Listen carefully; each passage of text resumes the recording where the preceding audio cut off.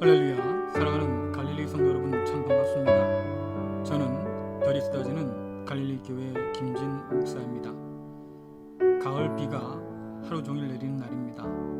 이 환절기에 모두들 건강 조심하시기를 간절히 바랍니다. 오늘은 크로스웨이 제1권 하나님의 구원 계획 제25과 하나님의 백성과 사탄의 백성 파트 2를 함께 나누겠습니다. 25관은 총 8장의 그림으로 구성되어 있고요. 그 중에 3장의 그림을 지난 시간에 살펴보았죠. 이 그림들은 성경이 말하는 교회 공동체가 무엇을 의미하는지 우리에게 보여줍니다. 하나님께서는 그리스도 예수 안에서 우리를 부르셔서 하나님의 백성과 자녀로 삼아 주셨습니다. 이것을 성도요, 그리스도의 몸인 교회 공동체라고 부르지요. 교회 머리 되신 주님께서는 오늘도 말씀을 가르치고 전하는 자를 교회에게 선물로 주셔서 그리스도 예수의 진리를 배우게 하시고 또 그리스도를 닮아서 서로 섬기는 자가 되게 하십니다. 이러한 교회 공동체를 헬라어로 에클레시아라고 한다고 했습니다. 본래 이 에클레시아는 그림에서 보듯 로마 시대의 민회를 뜻하는 말이었습니다. 각자의 직업을 가지고 일을 하던 로마 시민들이 민회로 모여서 도시에 필요한 여러 일들을 의논하고 또 결정하지요. 그리고 각자의 자리로 돌아가서 결정한 일들을 실행에 옮깁니다. 오른쪽 그림은 민회와 비슷한 구조로 작동하는 교회를 보여주고 있습니다. 교회 공동체는 함께 모여 말씀을 통해서 하나님 뜻을 마음에 새기며 그리스도를 본받아 섬기지요. 우리는 함께 모여서 예배하고 말씀을 배우고 또 서로 섬겨서 그리스도의 본을 배웁니다. 이후 각자의 자리로 흩어져서 말씀대로 순종하며 살지요. 우리를 불러 모신 하나님께서는 다시 우리를 세상 속으로 파송하십니다. 우리는 주님처럼 섬김으로 하나님을 영화롭게 하는 사명과 함께 파송을 받지요. 세상 속에서 우리가 맡은 일을 하나님의 영광을 위해서 감당함으로 우리는 하나님의 기쁨으로 살아갈 수 있습니다. 이것을 성경은 하나님께 속한 백성의 모습이라고 우리에게 알려주고 있습니다. 이제 오늘은 이 3장의 그림을 통해서 하나님이 아닌 사탄에게 속한 백성에 대해서 살펴보고자 합니다. 먼저 우리는 사탄에게 속한 백성이란 표현이 가진 오해를 살펴봐야 하겠지요. 우리는 선과 악, 또 천사와 악마, 하나님과 사탄 이렇게 종교적인 이원론을 자주 사용합니다. 사람들은 이런 이원론에 기초해서 여러 종교들을 발전시켜 왔지요.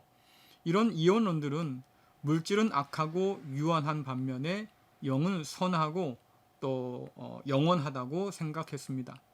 이런 이원론에 기초한 종교들은 선과 악 사이에서 갈등이 있고 투쟁이 있다고 가르쳐 왔지요. 교회 안에서도 또 그리스도를 믿는 사람들도 이런 이원론을 기초로 해서 하나님의 나라와 사탄의 나라가 서로 싸운다고 생각하는 사람들이 있었습니다. 이런 관점에서 보면 세상은 하나님이 사랑하는 세상이 아니고요. 하나님과 사탄 사이에 전쟁을 치르는 그런 전쟁터와 같은 세상이라고 보게 되지요. 마치 이런 그림처럼 하나님과 사탄이 힘겨루기를 한다고 생각하는 거예요. 하지만 이런 생각은 하나님을 너무 작게 보고 또 반면 사탄을 지나치게 크게 보는 것입니다. 사탄은 하나님과 겨룰 만한 그렇게 큰 존재가 못 됩니다. 사탄의 도전을 받으시고 버거워하실 만큼 우리 하나님께서 작은 분도 아니고요. 그렇기 때문에 이러한 생각이나 그림들은 성경적인 것이 결코 아닙니다. 물론 우리는 사탄을 과소평가해서는 안 되고 또 얕봐서도 안 되지요. 그는 우리의 욕망을 부추겨서 하나님의 뜻을 따르지 못하도록 하는 유혹자이기도 하고 또 우리의 죄를 하나님 앞에서 고발하고 참소하는 그런 참소자이기도 합니다. 또 거짓으로 우리를 속이는 자이기도 하고요. 그렇기 때문에 경계하고 또 사탄의 유혹에 맞서서 대적하는 것이 옳겠지만 그렇다고 해서 이 사탄을 하나님만큼이나 큰 존재로 생각하는 것, 그래서 하나님과 사탄이 이 세상을 차지하기 위해서 지금 싸운다고 생각하는 것, 여러분 이것은 성경적인 생각이 결코 아닙니다. 사탄도 하나님의 통치 아래 있는 피조물일 뿐이지요. 그 역시도 하나님의 계획과 섭리 아래 있습니다. 그러므로 우리는 사탄을 필요 이상으로 크게 보는 그런 두려움들을 경계해야 하고요. 동시에 우리는 하나님께서 악을 통해서 선을 이루신 분이라는 이 놀라운 사실을 믿고 하나님을 경외해야 하지요. 그래야 우리가 사탄을 지나치게 크게 여기지 않고 정당하게 사탄을 취급할 수가 있는 겁니다. 자, 이러한 이원론은 우리의 삶을 영적인 삶과 세속적인 삶으로 구별하는 그런 경향이 있습니다. 여러분이 흔히 말하듯이 영적이다 혹은 영적인 삶이다, 여러분 그것이 어떤 뜻으로 씁니까? 소위 예배하고 성경 읽고 기도나 찬양하는 것, 이것은 종교적인 일이고 거룩한 일이다 라고 생각하잖아요. 영적인 일이다 이렇게 생각하지요. 또는 목사나 선교사와 같이 특별한 사명을 위해서 일하는 사람들, 이런 사람들을 거룩하고 영적인 일이라고 그렇게 생각합니다. 반면에 세속적인 삶은 신앙생활이나 종교활동과 관계없는 그냥 세상 일이라고 생각하잖아요. 교회에 가서 예배 드리는 것은 영적인 일이지만 회사에 나가서 일하는 것은 영적인 일과 상관없다고 사람들이 보통은 생각하지요. 이러한 생각이 가져올 수 있는 가장 큰 문제는 하나님을 성전에만 계신 분으로 그렇게 축소하는 겁니다. 이미 살펴보았듯이 온 세상의 주인이신 하나님이 아니라 신앙생활 속의 하나님만으로 생각하는 거지요. 이럴 때 신앙은 그저 개인적인 사적인 일로 전락하고 말아요. 세상에 대한 그리스도인들의 책임이라든가 세상을 향한 하나님의 사랑과 통치, 이런 것과는 별 관심 없고 그저 내가 예배하고 기도하고 성경 읽고 하나님과의 개인적 교제를 통해서 관계를 맺고 사는 것, 이것이 신앙생활의 전부고 하나님은 그런 하나님이라고 생각하기 쉽다고 하는 거지요. 그래서 이런 것은 신앙을 사유화하는 굉장히 치명적인 문제를 낳을 수 있습니다. 하나님은 이 세상을 선하게 창조했다고 성경은 말합니다. 그렇기 때문에 영은 선하고 물질은 악하다, 이런 이원론적 생각은 사실 성경과 그렇게 관련이 없는 생각입니다. 우리는 하나님이 선하게 지으신 세상을 잘 돌보도록 지음 받은 사람들이죠.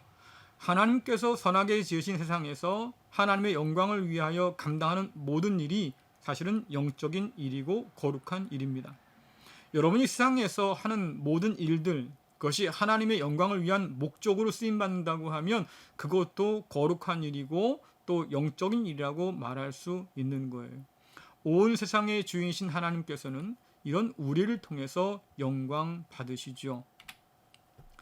하지만 여러분, 두 그림을 한번 비교해 보세요. 이 두 그림에서 다른 것이 딱 두 가지가 있습니다. 여러분 잘 보시면 한눈에 봐도 알 수 있을 거예요. 바로 이런 거지요. 한가운데 누가 있느냐가 다르고요. 또 우리가 누구를 위해서 일을 하느냐 다르지 않겠습니까? 아래의 작은 원안에 있는 것은 우리가 일하는 삶의 모든 영역을 의미합니다. 영적인 일과 세속적인 일이 따로 있는 것이 아니란 거지요. 삶의 모든 영역에서 하나님을 중심으로 살고 하나님께 과연 영광을 돌리는가, 아니면 자기를 중심으로 살며 자기의 유익과 만족만을 위해 사는가, 또는 성령에 이끌려 사는가 아니면 육체의 욕망에 이끌려 사는가, 여기에 따라서 영적인 일과 세속적인 일은 구별될 수 있다고 하는 거예요. 여기서 우리가 기억할 것은 우리의 죄의 책임이 사탄에게만 있는 것이 아니라는 겁니다. 우리는 종종 죄에 대한 모든 책임을 사탄에게 미루고 사탄을 탓하지요. 하지만 여러분, 사탄은 세상 방식을 따라 살도록 저와 여러분의 욕망을 부추긴 겁니다. 그 부추김에 넘어가고 속아서 하나님께 영광 돌리지 않고 자기 자신만을 위해서 사는 것, 그것이 바로 우리가 저지른 죄의 핵심이지요.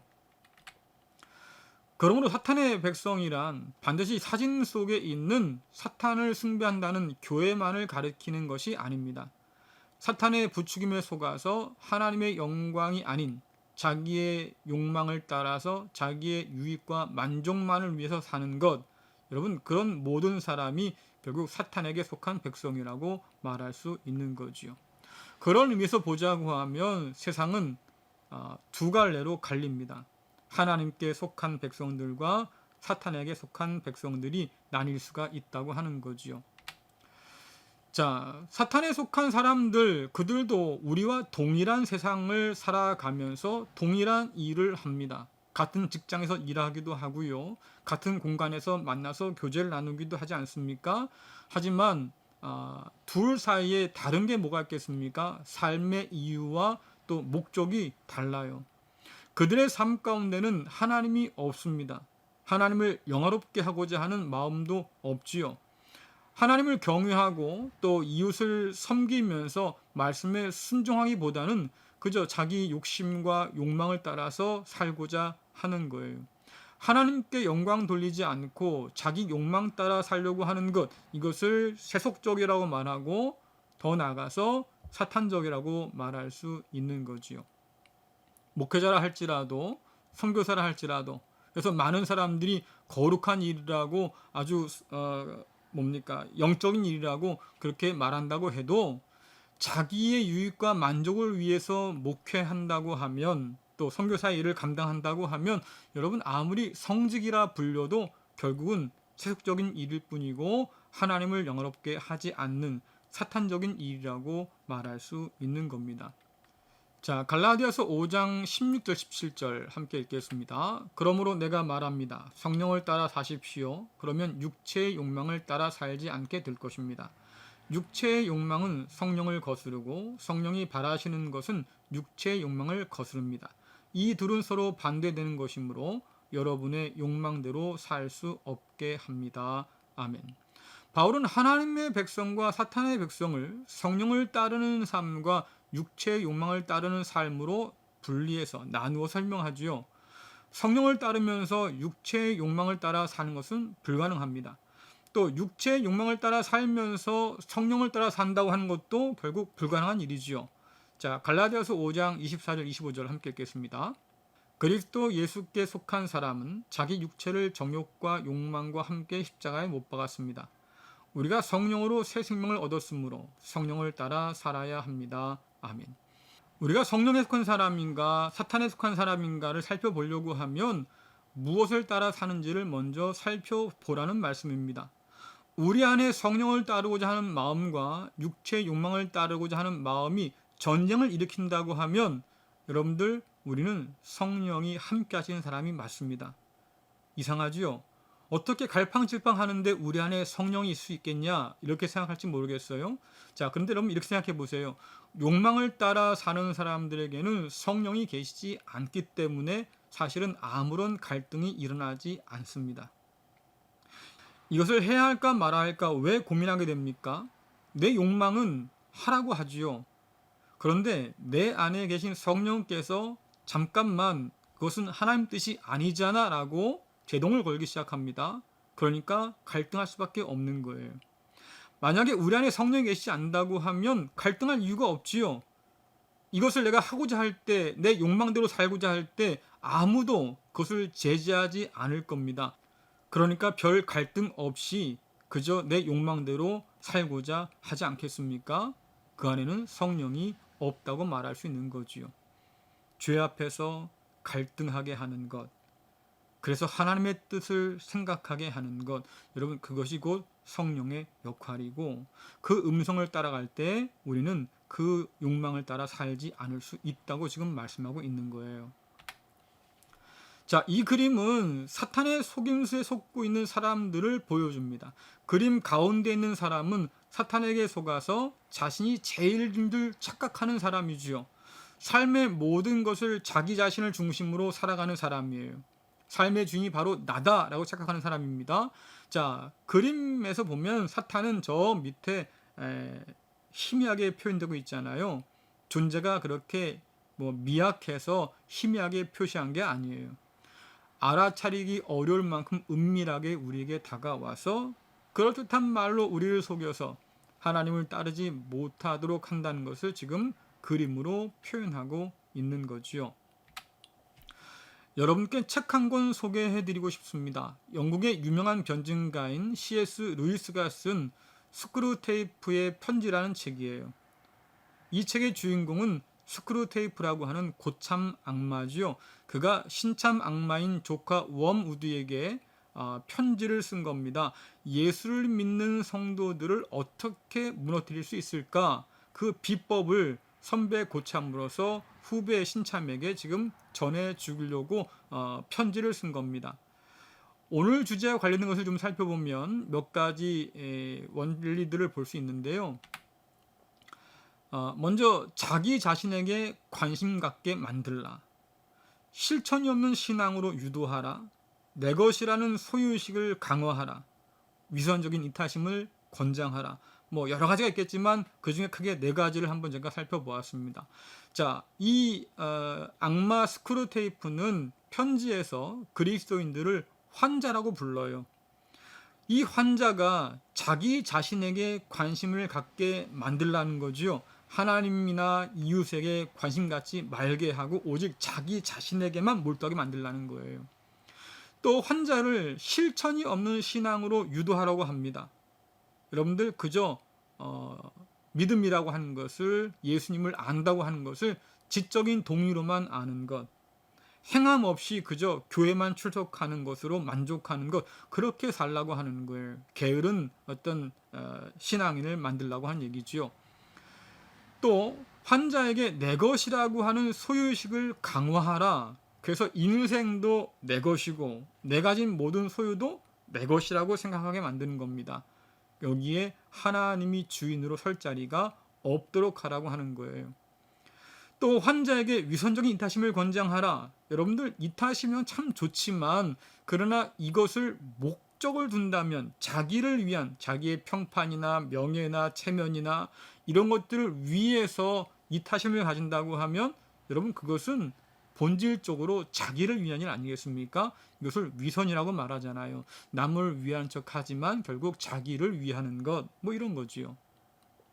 그래서 이러한 비법을 요약하면 인생의 주인은 하나님이 아니라 자기 자신이라고 믿도록 속이라고 하는 거예요. 여러분들 내 인생의 주인은 나라는 구호가 이미 세상에서 유행하고 있지요. 그리고 많은 사람들이 그 속임에 속아 넘어가서 정말로 삶의 주인이 난 줄 알고 살아가잖아요. 내가 세상의 중심이 되어야 되고 내가 모든 것의 주인이 되어야 되고 내가 모든 걸 결정해야 되고 그래서 내 인생을 내가 만들어 간다고 생각하지 않습니까? 자, 그런데 성경은 그렇게 말씀하지 않고 있습니다. 우리의 인생은 내가 아니라 하나님이시지요.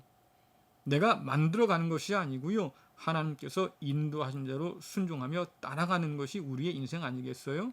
여기서 사탄에 속한 사람과 하나님께 속한 사람이 나뉠 수 있다고 하는 거예요. 사탄은 결코 자기를 섬기라고 말하지 않습니다. 다만 우리 자신이 하나님 자리에 앉을 권리가 있다고 속삭이지요. 자, 여러분들 사탄의 표정을 한번 보세요. 뭔가 좀 만족스러워 보이고 흐뭇해한 것 같지 않습니까? 그 사탄의 손끝에 놀아는 삶이 얼마나 하나님을 슬프게 하며 또 얼마나 사탄을 기쁘게 하는지 한번 생각해 보세요. 우리가 사탄의 속임에 넘어가면 사탄은 저렇게 만족스럽고 흐뭇한 얼굴로 우리를 조롱하며 바라볼 겁니다. 그런 우리를 하나님은 가슴 아픈 마음을 가지고 또 바라보시겠지요. 여러분, 우리는 하나님의 기쁨으로 부름받은 사람들입니다. 자, 이 그림은 사탄의 목적이 무엇인지를 우리에게 보여주고 있습니다. 사탄에게 속아서 내가 제일이요 내 삶의 주인이라고 선언한 이후에 우리의 삶이 어떻게 변해가는가를 보여주는 그림입니다.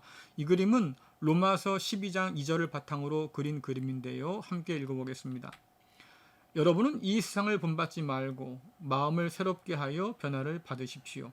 그러면 여러분은 하나님의 선하시고 기뻐하시고 온전한 뜻이 무엇인지를 분별할 수 있게 될 것입니다. 아멘. 세상을 본받지 말라는 것은 여러분 세상에 순응하지 말라는 겁니다. 세상을 카피하지 말아라. 혹은 다른 번역으로 하면 세상으로 하여금 너희를 그 틀 속에 몰아넣지 못하도록 해라. 이렇게 번역할 수 있어요. 자, 세상의 틀에 자신을 몰아넣으면 어떻게 되겠습니까? 여러분들 세상을 닮을 수밖에 없지요. 자, 여러분 혹시 네모난 수박 보신 적 있습니까? 요즘에는 네모난 수박도 나온다고 해요. 그림 보겠습니다. 수박을 네모난 틀에 넣어서 키우면 그 틀 안에서 네모난 수박이 된다고 해요. 처음엔 동그랗게 크겠지만 점점 커지면서 더 이상 뻗어나갈 수가 없는 거죠. 틀에 갇혀서. 그러면 사각형의 모습으로 그렇게 된다고 합니다. 그 외에도 다양한 틀을 만들어서 수박의 모습을 저렇게 다양하게 만들 수 있다고 해요. 이와 비슷하게 세상의 틀에 나를 가두고 맞추기 시작하면 결국 어떻게 되겠습니까? 세상을 닮아 가겠지요. 그 틀에 맞춰서. 이 틀에서 우리가 벗어나지 않는 한 하나님을 닮아 살긴 참 어렵다고 하는 겁니다. 그림을 잘 보세요. 내가 주인이라고 생각했던 것들이 어떻게 되어 있습니까? 지금 나를 조여오고 있잖아요. 내가 내 인생의 주인 줄 알았는데 세상의 기준에 맞춰 살고 있는 거지요. 세상이 원하는 스펙 갖추려고 길을 쓰며 삽니다. 세상이 유행시킨 것을 흉내내려고 길을 쓰며 살아요. 그런데 어느 순간부터 어떻게 됩니까? 사방이 그렇게 조여오기 시작해요. 세상을 쫓아 살다가 결국은 세상에 쫓겨 사는 삶이 되고 마는 거지요. 남들만큼 가져야 하고, 남들보다 더 많이 가져야 하고, 남들보다 더 빨리 신형을 가져야 하고, 남들보다 더 빨리 모아서 더 많은 여유를 일찍 누리고 싶어 하는 거. 여러분, 이러다 보니까 계속 쫓겨요. 악순환이 끝나지가 않습니다. 그러니까 온통 스트레스 받을 일 뿐이에요. 오늘날 여러분들 왜 정신과에 사람들이 그렇게 많이 몰립니까? 왜 그렇게 많은 상담사들이 있습니까?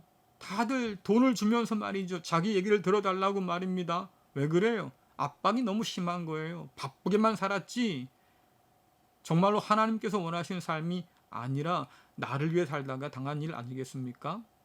내가 인생의 주인이라고 하지만 결국 세상을 따라 살기 위해서 발버둥 치는 삶일 뿐인 거지요. 사탄의 계략에 속은 거예요.